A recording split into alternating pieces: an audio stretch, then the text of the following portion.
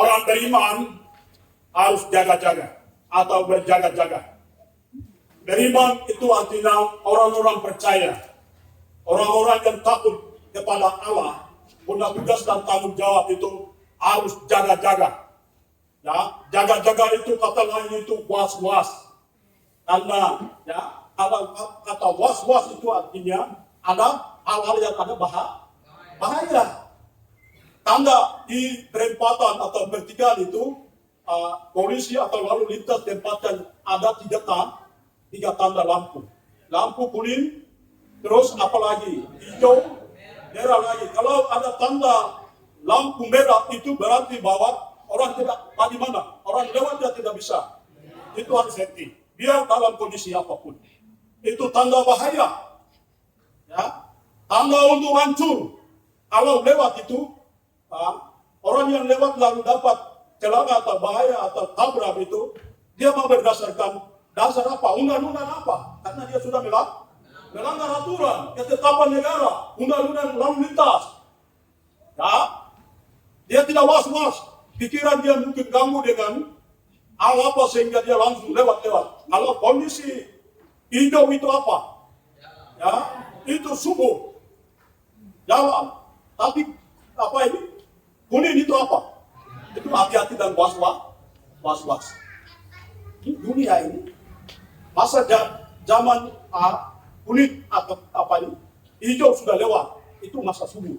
Segala kekayaan dunia subuh berjalan baik. Ya, segala kekuatan yang apa-apa dunia negara superpower Amerika Serikat dan lain-lain itu berjalan dengan baik karena kondisi aman jadi tidak ada peperangan, tidak ada masalah, tidak ada apa ini itu. Dan juga tanda-tanda akan zaman, tanda-tanda Yesus hampir mau datang tidak ada dari waktu itu. Sekarang zaman hijau sudah lewat, zaman kuning sudah lewat. Dunia sekarang ini ada di dalam zamannya apa? Zaman tanda merah. Oleh karena itu semua pun umat Tuhan yang kita sudah terima Yesus sebagai juru selamat dalam hidup dan kehidupan kita, semua punya tugas itu adalah atau was jaga-jaga. Bagian ini Yesus sendiri dia mengajar kepada rasul-rasul sebelum dia naik ke dalam kerajaan surga dari Bukit Zaitun.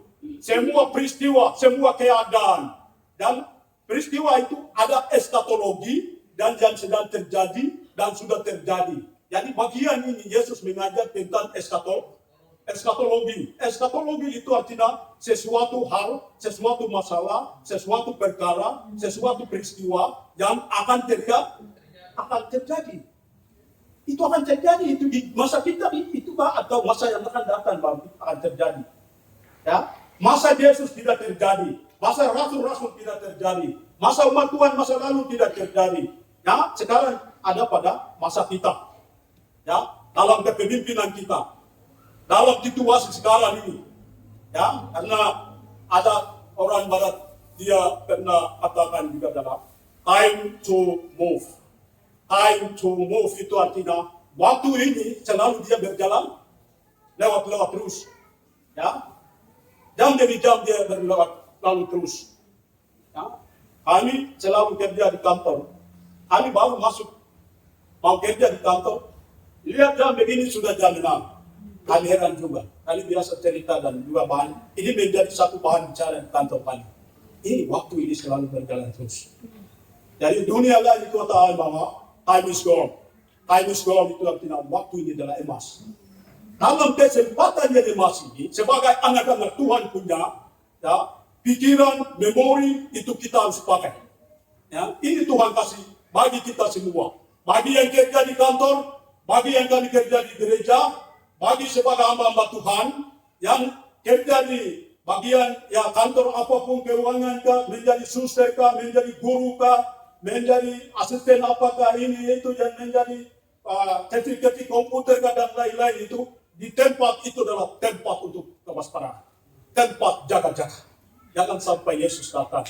Ini was-was ini bukan masalah yang akan terjadi. Peperangan ini yang terjadi. Tapi bagian ini berbicara tentang Yesus mau datang. Raja di atas raja akan datang. Ya, punya langit dan bumi akan datang. Akan takluk kepada Dia. Kita semua sembah kepada Dia. akan kita dengar perintahnya. Walaupun zaman sekarang tidak ada banyak perintah, ada gubernur, ada PBB, banyak perintah sana sini. Tapi akan ada satu tunggal perintah yang akan keluarkan dari Yesus itu sendiri. Dan kita akan himpun bersama-sama di kaki Kristus. Ya, sebelum daripada itu, ya, jangan pikir bahwa saya jadi sinode, jadi saya hebat. Sinode tidak membuat kita bawa ke dalam pelajaran saya. Ini hanya jabatan saja. 5 tahun, saya sebagai ketua 2, setelah 5 tahun itu saya letakkan, nanti orang lain yang jadi ketua 2 lagi. Bukan saya yang ketua 2, itu bukan jabatan abadi. Ini tempat di mana saya kerja itu, tempat untuk menanti-nantikan Yesus. Tempat untuk menanti-nantikan Yesus. Dan saya bekerja untuk Tuhan. Ya. Sebagian berkat yang Tuhan kasih bagi saya ini, saya juga harus ulurkan tangan buat Tuhan dalam pelayanan apapun. Berarti bahwa kalau 1 juta, 100.000 itu untuk Tuhan. 2 juta saya dapat melalui pelayanan yang Tuhan kasih bagi saya. Itu berarti bahwa 200 itu sisihkan untuk Tuhan sebagai perpuluhan. Bapak-bapak pegawai juga demikian. Kalau 1 miliar dapat, berapa ratusan itu bawa kepada Tuhan. Kalau mau berkati, berkat pribadi, berkat keluarga, berkat jabatan, berkat segala sesuatu. Berkat itu datang dari Allah. Berkat selalu mengalir dari atas, bukan dari bawah. Ibu dan Bapak yang Yesus kasih, itu realita. Kalau kita tahu memberi perpuluhan buat Tuhan, itu berarti bahwa sama seperti keran. Keran kalau kita tidak ulurkan tangan buat Tuhan, keran atau apa ini pipa itu tertutup. Air bisa mengalir atau tidak bisa? Tidak bisa. Kalau dia juga berkati kita, kita juga ulurkan tangan buat dia terus. Air itu selalu mengalir dan mengalir. Berkat itu kita juga bisa alami, anak-anak kita juga bisa alami, keluarga kita juga bisa alami, tetangga kita juga alami, segala suku bangsa. Kita bisa menjadi saluran berkat bagi dunia. Itu Tuhan hanya itu. Jadi di sini ini kalau kita melihat bagian ayat-ayat yang tadi kita sudah bacakan, ada beberapa contoh yang Yesus ambil yang sudah terjadi dalam perjanjian lama. Itu apa? Dia pernah ambil satu itu supaya memori mereka, wawasan mereka itu bisa mengerti. Kalau dia mengajar saja itu mereka tidak bisa mengerti. Dia ambil satu perumpamaan, contoh, gambaran. Kalau guru-guru SD itu mereka selalu ambil contoh banyak. Supaya anak didik itu dia mengerti. Wawasan dia bisa buka. Memori dia terisi dengan pengetahuan dan pelajaran dan dia mengajar. Jadi di sini dia ambil situasi yang terjadi dalam perjalanan lama sama Nuh. Zaman Nuh itu mereka buat apa? Ya? 3 tata harta wanita. Itu makin menonjol di zaman Nuh. Sehingga Allah punya laknat itu sudah turun di atas zaman Nuh. Semua pejabat-pejabat, semua siapapun dia, anak kecil ke besar semua, ya sudah menjadi makanan apa? Oleh karena kejahatan mereka, oleh karena ketidaktaatan mereka. Ya, Nuh bilang itu apa? 1 kali waktu akan datang hujan dan juga banjir badai besar. Ya, dunia zaman dulu itu akan terjadi begini, tapi orang lain mulai dari pejabat petinggi sampai di bawah, mereka katakan kepada Nuh itu apa? Kamu itu kecil, Nuh itu kamu dapat mimpi dari mana? Siapa yang kasih tahu? Siapa yang akan bilang?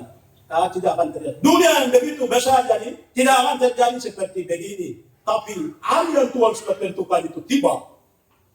Zaman itu terjadi apa?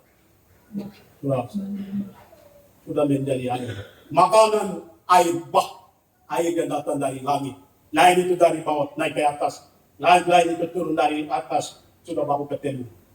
Segala orang-orang gagah perkasa. Orang-orang yang besar. Punya hotel. Punya bank. Punya pendapatan yang tetap yang gagah perkasa itu sudah menjadi makanan. Ini contoh pertama yang Yesus ambil. Contoh yang kedua itu ada 2 orang bikin kebun di ladang. 1 orang itu apa? Ya diangkat. 1 orang itu apa? Ditinggal. Ini peristiwa-peristiwa dan akan terjadi di akhir zaman. Hampir-hampir Yesus. Saat-saat Yesus hampir mengangkat ke dalam dunia. Kedua orang pejabat kerja di kantor. Satu orang itu diangkat dari kantor. Karena orang itu apa? Dia anak-anak Tuhan. Dia sudah was-was. Di zaman dulu orang yang tidak was-was, tidak selamat. Keluarga berapa yang sudah was-was, sudah menanti-nanti janji Tuhan itu baru sudah selamat. Terus dua orang ini, terus saya di bawah ayat yang terakhir itu apa? Sama seperti tuan rumah. Pada malam hari orang pencuri datang itu apa? Ya sudah. Kalau tidak jaga-jaga itu berarti pencuri datang berampas dan berampok semua kekayaan. Tapi karena itu tidak, ini contoh-contoh yang Yesus ambil supaya pengajaran yang dia mengajar dari Bukit Zaitun kepada rasul-rasul itu mengerti, memahami. Oh dulu juga terjadi seperti zaman dulu juga, zaman Lot juga, ya. Sama seperti orang yang punya kekayaan dan rumah juga, kalau tidak jaga-jaga itu pasti perampok, pencuri datang, merampas dan merampok. Jadi bagian itu adalah pembukaan. Sekarang kita masuk bagian yang inti di dalam firman Tuhan. Adalah bagian yang pertama, firman Tuhan adalah berjaga-jaga. Ini adalah bagian pertama. Ya, dalam hal apa kita berjaga-jaga?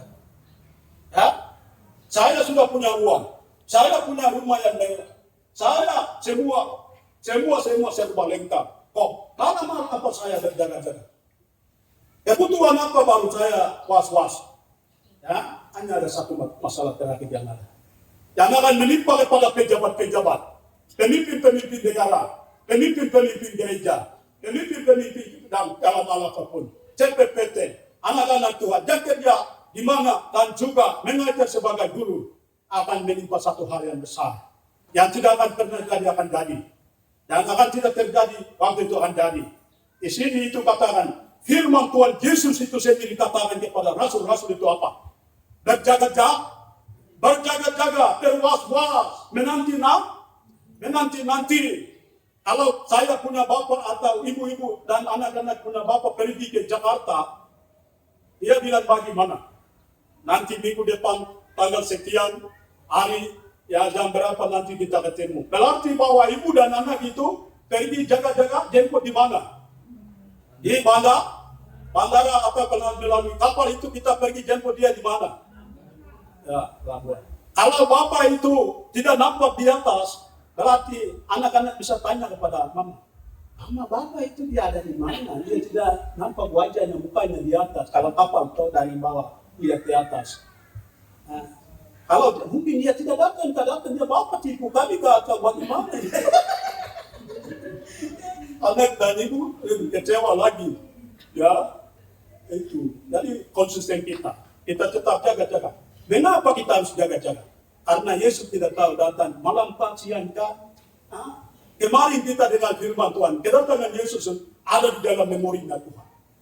Ya, tidak ada kalender, tidak ada hari, tidak ada waktu, tidak ada tahun yang tetapkan di dalam firman Tuhan.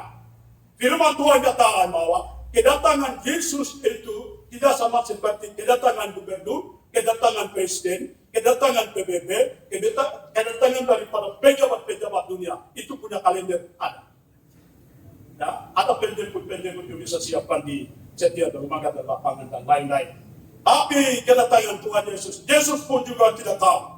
Malaikat-malaikat sebagai asisten yang biasa bawa berita dari surga bawa ke dalam dunia, dari dunia bawa naik ke surga.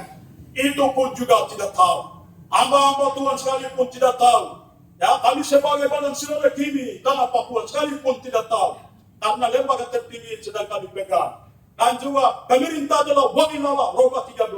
Itu pun juga tidak tahu apa Yesus datang. Oleh karena itu, mari pejabat-pejabat meluangkan waktu yang ada ini. Kita harus memanfaatkan waktu yang ada ini untuk kita jaga-jaga. Jaga-jaga itu kita tidur santai di rumah saja kata bagaimana? Kita harus berdoa. Kita harus membaca firman Tuhan. Kita harus ikuti tanda-tanda yang sudah sedang terjadi. Karena zaman ini ada dua tanda yang sedang berjalan bersama-sama. Dan tanda-tanda zaman dan tanda-tanda akhir zaman. Apabila ibu bapak melihat kondisi zaman sekarang ini, kita melihat sesuai dengan Apa yang firman Tuhan katakan itu kita melihat dengan mata, dengar dengan telinga, itu bahwa itu sedang genapi semua tanda-tanda akhir zaman yang ada di dalam firman Tuhan. Tapi perkembangan dunia, dulu tidak ada jalan tetapi ada jalan. Dulu tidak ada hotel tetapi sekarang ada hotel. Dulu tidak ada perkembangan tapi sekarang ada perkembangan. Itu adalah tanda-tanda zaman, perkembangan dunia. Dulu tidak ada provinsi di satu pulau ini, sekarang ada banyak provinsi. Itu berarti bahwa itu tanda-tanda zaman. Tanda-tanda untuk menjemput kedatangan Tuhan Yesus. Dia akan datang sebagai raja. Ya, logo empat Injil bergambar gereja Kemah Injil, gereja pertobatan punya logo itu adalah lengkap. Denominasi lain punya lembaga juga ada, tapi hanya 1, 2, 3 saja. Tapi istilah dan juga makna mungkin itu juga jelas atau tidak jelas dia tahu. Tapi kami gereja Kemah Injil kini tanah Papua punya logo adalah salib, itu adalah Yesus adalah juru selamat. Gereja pertobatan kini punya logo itu adalah salib, itu adalah Yesus adalah juru selamat bagi saya. Juru selamat itu ada banyak juru-juru ya. Ada juru roti, ada juru makanan, ada juru minuman, ada juru ini itu. Tapi itu manusia punya juru-juru ini itu. Tapi keselamatan itu hanya di dalam Yesus. Di dunia ada banyak juru bahasa, juru ini itu. Tapi hanya juru keselamatan hanya ada di dalam Yesus. Yesus yang Anda terima dan Yesus yang saya terima. Terus ada dua, Yesus adalah apa? Penutus. Yesus itu juga adalah apa? Tapi itu adalah dokter. Dia selalu menyembuhkan kelemahan kesakitan apapun. Kalau ketika kita minta kepada Tuhan, saya butuh pertolongan kesehatan, kekuatan, Tuhan pasti berikan kepada kita. Kesakitan ini, ikut ada suster-suster tak? Ada dokter tak? Ada bapak-bapak, menteri tak? Saya tanya, kesakitan itu menurut saya itu ada dua. Yang bisa sembuh lewat infus, yang bisa sembuh rawatan dari medis yang ada di rumah sakit juga ada, yang bisa sembuh. Tapi memang kalau dokter dan menteri tidak mampu sembuhkan itu, berarti bahwa mereka katakan itu apa? Ya, kembali ya rumah, mungkin cari sesuatu masalah di rumah kata apa-apa. Terus yang kedua itu apa? Ya, kesakitanmu kami tidak temukan. Anu waras, kamu sehat, anu normal, tidak ada sakit apa-apa. Itu bisa sembuhkan dari medis atau tidak? Suster bagaimana? Tidak, itu harus kembali. Berarti salah satu solusinya itu kita minta kepada siapa? Yesus melalui doa. Semua masalah depan kesakitan kita serahkan kepada Dia. Dia yang bisa selesaikan. Dia mampu menyembuhkan. Yesus adalah tabib kita, dokter kita. Ya, sanggup untuk menyembuhkan kelemahan kesakitan kita. Ibu dan Bapak yang Yesus, tugas fungsi Yesus adalah Dia adalah apa? Tapi terus yang keempat, poin yang keempat di bawah ini, yang mahkota itu apa? Itu melambangkan apa? Yesus dan suatu kelak jadi raja. Itu yang sedang kita menanti-nanti. Maka firman Tuhan di sini katakan, dan tema sentral 13 Januari kini di tanah Papua gereja pertobatan sudah di seluruh tanah Papua kemarin sudah sampaikan melalui mimbar terbuka. Ini kumandan ya, ini perintah ya, ini amanat ya, amanat Yesus mau datang. Karena kalau kami gereja melihat bahwa keadaan dunia sudah kacau, pemerintahan dunia sudah kacau, PBB saja sekarang solusi untuk menyelesaikan masalah dan problematika dunia bimbang dan bingung. Presiden saja sekarang ini Jokowi saja pusing dari sana soroti, dari sini soroti dia, nanti dari begini, sehingga dia katakan itu apa?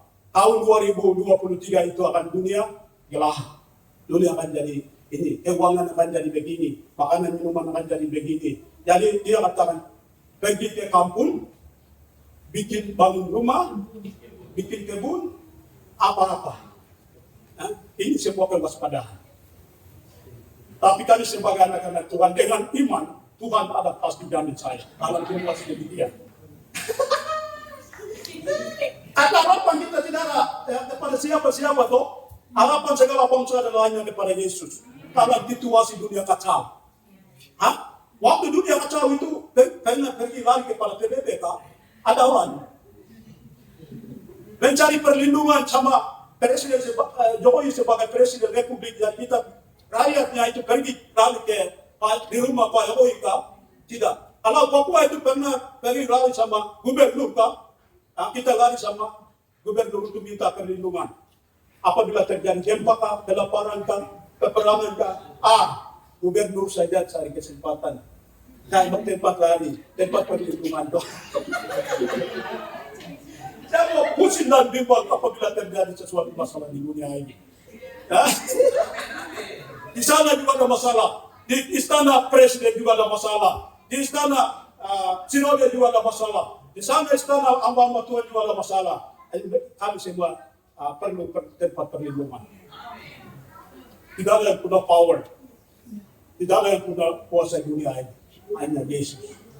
Untuk itu, tempat perlindungan kita, tempat untuk perhentian kita, tempat terbang kemenangan, tempat perhentian kita itu hanya di dalam Yesus. Tempat perlindungan kita adalah Yesus. Waktu kita sakit, kita lari kepada Dia. Waktu kita lapar, lari minta makanan kepada Dia. Dia limpahkan. Satu buah telur saja. Anggaplah potong-potong keluarga berapa, keluarga tebal kedua. Banyak limpah-limpah. Kita jangan takut. Yang penting kita terima Yesus sebagai modal dalam hidup dan kehidupan kita. Modal bagi kita, semua anak-anak Tuhan itu apa sekarang? Ya? Modal untuk hidup itu tabungan. Kita buka tabungan untuk anak-anak, tabungan untuk ini. Modal untuk kita. Kalau kita bunuh itu, modal hidup itu ada kebun, ada rumah baru, ada modal. Kalau kita kawin itu, kita biasa kasih masuk di kebun. Jadi modal kebun itu harus ada, rumah itu harus ada. Tanpa itu tidak bisa. Jadi harus modal hidup ada kecil, modal hidup hamba Tuhan, modal hidup pejabat siapapun itu. Utamakan Yesus dulu. Terima Yesus dulu. Nah, kalau kita terima Yesus, modal hidup kita di bumi ini maupun modal hidup kita di surga. Tabanas kita di bumi ini dan tabanas kita di surga. Uang akan berlimpah-limpah terus. Makan minum akan berlimpah-limpah terus. Tetangga kita menderita, orang lain menderita, negara lain menderita, kabupaten lain menderita, dan jemaat lain menderita, gereja-gereja pimpinan gereja lain menderita. Sekalipun Yesus adalah modal bagi kita, berarti kita tidak susah. Malam-malam betul. Itu komitmen sebagai anak-anak Tuhan yang kita sudah terima. Sebagai Yesus sebagai juru selamat bagi kita semua. Untuk itu, kita harus berjaga-jaga.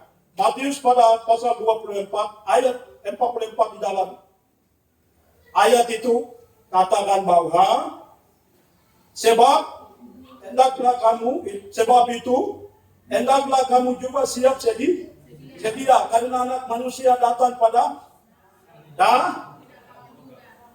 saat yang kami tidak duga, saat yang kami tidak pikirkan. Tidak ada kalender jadi, tidak ada tahun untuk Yesus datang jadi, tidak ada jam dan menit jadi, tidak ada ini itu jadi. Hanya di dalam memori, dalam rancangan Tuhan jadi. Ya, Allah mau mengutus anaknya datang ke dalam dunia ini. Tugas ibu bapa dan tugas saya adalah jaga-jaga, was-was. Kalau di kota Manokwari ini terjadi kerusuhan di bagian sana itu, biasa umat Tuhan yang ada di sini apa? Biasa bagaimana? Ada was-was. Keluarga was-was, pribadi was-was. Jangan sampai gerombolan datang menyerang rumah kami. Jangan sampai mereka bunuh kami, bunuh saya dan lain-lain. Itu pun juga kita selalu was-was. Apalagi Yesus yang akan datang. Yesus akan menghancurkan dunia ini. Terus yang ada itu janji Yesus Kristus itu Yohanes 3:14 ayat 3. Dia pergi ke surga, dia apa? Menyediakan tempat. Lalu dia akan datang untuk apa? Yesus itu datang jemput saja, tidak akan melakukan apa-apa. Dulu kedatangan pertama dia sebagai bagi, karena dia bikin politik sana semua menyelamatkan anak-anak Tuhan. Kita sudah dieklesiakan oleh karena karya Yesus. Kita sudah keluarkan dari berbagai masalah dan persoalan. Tapi yang akan datang itu, dia akan datang sebagai tugas dan tanggung jawab itu apa? Raja. Kita sebagai kabinet-kabinet yang di dalam kerajaan surga.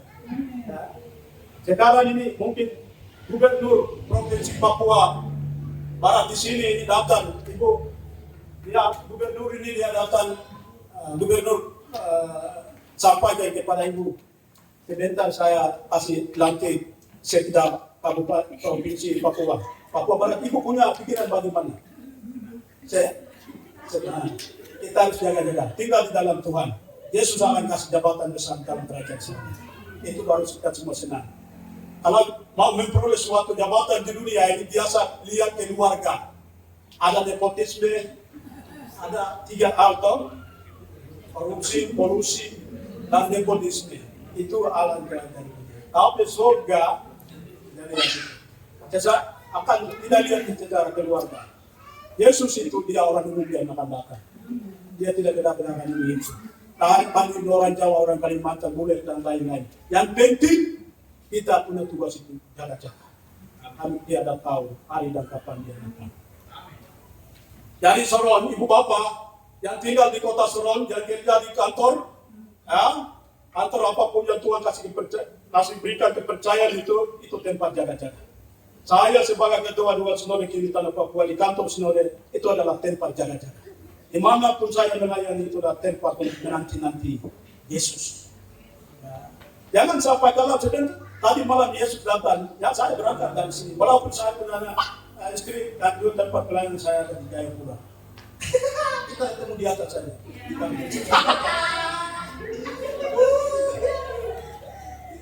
Itu. Bapak ini, Bapak punya keluarga, gembala 4 Tuhan punya keluarga ada di sana. Tapi ya, selama kalau Yesus akan berangkat dari kota Manokwari. Ketemu itu dari satu tempat saja. Kita di surga. Itulah sebabnya kita berjaga. Tempat di mana kita melayani itu adalah tempat untuk berjaga. Terus ini tempat bapaknya juga dari. Kalau saya cerita itu cerita ini lagi. Dan bagian yang kedua di bawah itu apa? Hamba Tuhan, coba lihat. Bagian B dari ayat yang 42. Kalau bicara itu. Bagian B, sebab kamu tidak tahu pada hari mana Tuhan datang. Bagian 2 itu adalah kita tidak tahu hari mana Tuhan datang. Ya, bos-bos tidak tahu, sebab penguasa dunia tidak tahu. Oleh karena kita tidak tahu, kita punya tugas jaga-jaga. Besok kami juga pergi ke Jayapura untuk jaga-jaga apa Yesus datang. Bagi yang kamu tinggal di kota Sorong pun juga jaga-jaga. Nanti kita bertemu di kali Kristus. Kalau bangsa dan duyun-duyun menyukai kali Kristus, ini hari dan waktu hampir tiba. Tanda-tanda fenomena gejala-gejala sana sini sedang terjadi. Dulu dari Nabire ke Jayapura itu 4 jam, tapi sekarang sudah 1 jam setengah saja. 2 jam sudah hilang. 1 jam setengah sudah hilang. Mungkin dari sini ke Jayapura itu dulu berapa jam di udara. Dan lain-lain. Kota Manokwari mungkin dulu itu besar, luas, juga kesana sini. Sekarang sudah mulai. Itu menandakan bahwa Yesus ampun mau datang. Program dunia bukan provinsi sana sini. Tapi dunia ini suatu kelak. Yesus sendiri dapat mereformasikan dunia lama menjadi dunia lama. Itu ada di dalam rencana Tuhan. Sebelum Yesus mereformasikan dunia ini, tempat kita berada, di mana kita kerja, itu adalah tempat jaga-jaga. Anak jaga-jaga, keluarga jaga-jaga, hamba Tuhan jaga-jaga. Kita semua jaga-jaga. Selagi kita jaga-jaga, bangun pelayanan pekerjaan Tuhan seperti hari ini. Melayani Tuhan. Jangan sampai kita ada di dalam mabuk baru Yesus datang, itu bahaya toh. Jangan sampai suami istri bercerai sana sini baru Yesus datang, itu bahaya toh. Selagi saya ada di bimbang baru Yesus datang, saya sebagai hamba Tuhan itu untung bagi saya toh. Selagi kita memuliakan Tuhan seperti sekarang kita kumpul di dalam rumah Tuhan itu baru untung bagi kita toh. Daripada kita sibuk-sibuk dengan pekerjaan dunia itu baru Yesus datang itu bahaya. Yesus datang tiba-tiba jadi kita harus berkata. Bersatu bergandengan tangan melayani Tuhan. Ya, melayani Tuhan. Jadi cewek-cewek, cowok-cowok harus berdoa lalu kawin ya. Dunia zaman sekarang ini kacau. Susah dapat laki-laki yang hidup bersama Tuhan di dalam pelayanan pekerjaan Tuhan. Sekarang ini saya lihat kakak, mama dan bapak saja sudah lupa dalam keluarga. Mama katakan bapak yang baik, tapi biasa kadang-kadang itu punya bapak, ini punya bapak. Yusuf punya bapak, ada di mana? Kalau punya bapak, ada di mana? Itu menteri dalam negeri. Ya? Perempuan itu adalah menteri dalam negeri. Ya, kata-kata yang pas kita harus sampaikan. Dan biarkan cari Tuhan. Kita tidak boleh main-main dengan jalan-jalan dunia. Ini satu pasangan yang sudah disahkan oleh Allah. Itu undang-undang Tuhan. Jadi seluruh dunia, seluruh tanah Papua. Ya, kita katakan Bapak mari. Bapak mari datang makan itu punya kira. Dengan hormat. Ya, Bapak juga katakan bahwa sebutkan nama. Oh Marince, oh Justina. Itu bukan kamu dan sekedar. Itu seumur hidup. Dan Yesus datang baru kita akan bantu berpisah. Mama selamat pergi ke neraka kalau mama tidak percaya.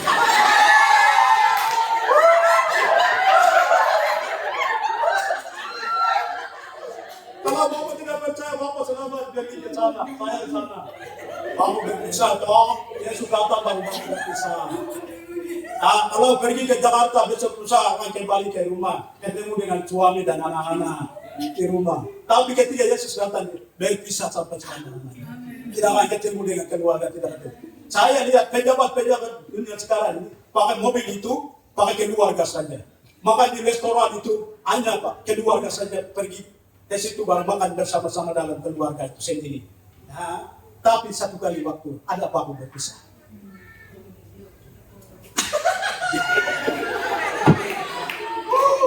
Tinggal di hotel-hotel satu keluarga enak-enak, tapi ketika Yesus datang itu kita akan berpisah. Pergi ke Jakarta pakai satu pesawat saja satu keluarga, tapi ketika Yesus datang akan berpisah. Mama berpisah dengan bapak dan mama. Anak-anak berpisah dengan anak-anak. Ibu bapak berpisah dengan anak-anak. Ibu bapak berpisah dengan anak-anak. Suatu kelakaran perpisahan besar yang akan datang. Perpisahan dunia itu, ya 1 bulan 2 bulan itu lewat baru kita akan ketemu. Ini rest itu artinya istilah perusahaan biasa pakai itu istirahat. Orang yang kerja di perusahaan itu pakai rest istirahat. Jadi mungkin 1-2 bulan itu kita tinggal di sana baru akan ketemu dengan keluarga. Lalu setelah masa waktu libur itu sudah selesai, kembali lagi kerja report lagi. Tapi bagi yang kerja di kantor itu tidak kerja sampai Yesus datang. Ketika Yesus datang. Alhamdulillah ini Pak Pigon ini dia kasih turun jabatan di mana jabatan dari Kota Manokwari provinsi di sini. Berarti dari provinsi dan pakai dia. Ya? Akan bapak-bapak lain juga seperti itu. Kalau saya turun dari jabatan kedua-dua sekalipun nanti saya turun melayani di salah satu jemaat. Tapi di surga itu tidak akan terjadi seperti itu. Berhenti dari segala aktivitas. Berhenti dari segala tugas dan tanggung jawab. Itulah sebabnya tugas kita harus jaga-jaga. Harus jaga. Berapa menit lagi? Hari ini kita ketemu di jemaat Kairos. Tapi suatu kelak, langit dan bumi berlalu. Yesus datang, nanti kita ketemu di mana? Oh, ketua dua dulu dia sampaikan firman Tuhan di jemaat Kairos. Sekarang hari tanggal berapa ini? Tanggal 5? 15 bulan Januari tahun 2023. Dulu kita ketemu di jemaat Kairos. Kelas Manokwari.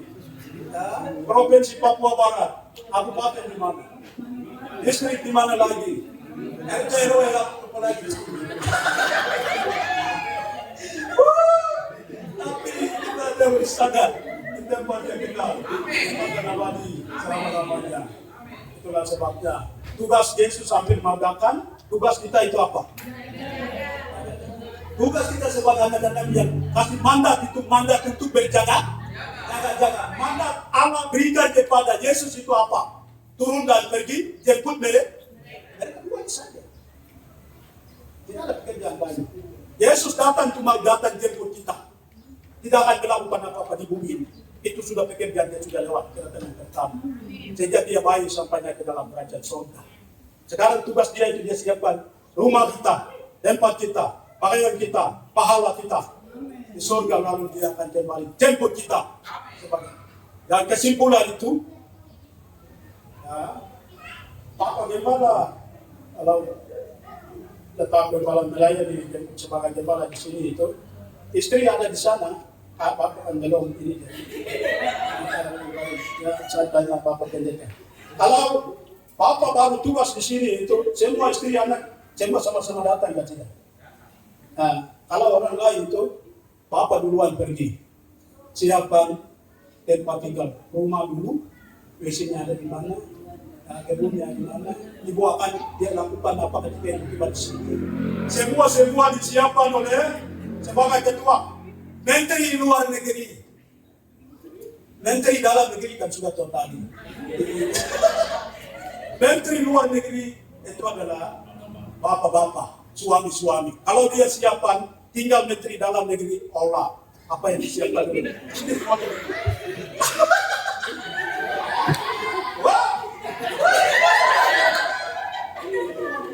Dan Bapak Bupati siapkan 1 miliar kunjungan, dia yang kelola atau bagaimana? Pasti uang itu kasih kepada menteri dalam negeri ada di rumah istrinya. Itu baru puas, keluarga puas, bapak puas, kenyang, anak-anak kenyang. Kalau tugas dan nilai itu dikerjakan oleh bapak-bapak, suami-suami itu biasa bagaimana? Tidak bagus kata, atau tidak enak. Ada dua siap, menteri dalam negeri, ya, kabinetnya itu siapa? Menteri, karyawan di dalam rumah itu siapa? Anak-anak juga tidak jalankan tugas sesuai dengan karyawan. Wahai bos itu. Bos itu percaya dia. Kan biasa kita pukul toh. Kalau anak yang lihat apapun yang kita minta, kamu pergi tiba baik, tapi dia tidak pergi tiba baik itu apa? Orang yang biasa pukul, Allah itu pemalas. Sekian dan terima kasih. Apa Tuhan.